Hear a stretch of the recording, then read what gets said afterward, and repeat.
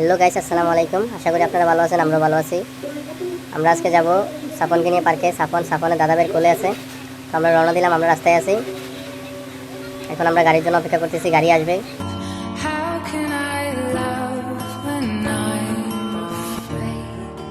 তো উঠে গেলাম আমরা গাড়িতে। তো আমাদের পুরোটা ভিডিও আপনারা দেখবেন।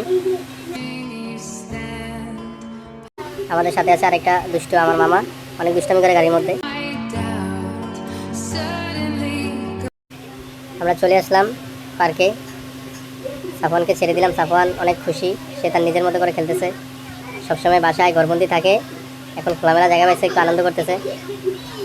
তো আপনারা সবাই আমার সন্তানের জন্য দোয়া করবেন। আর ভিডিওটা দেখার জন্য আপনাকে অসংখ্য ধন্যবাদ।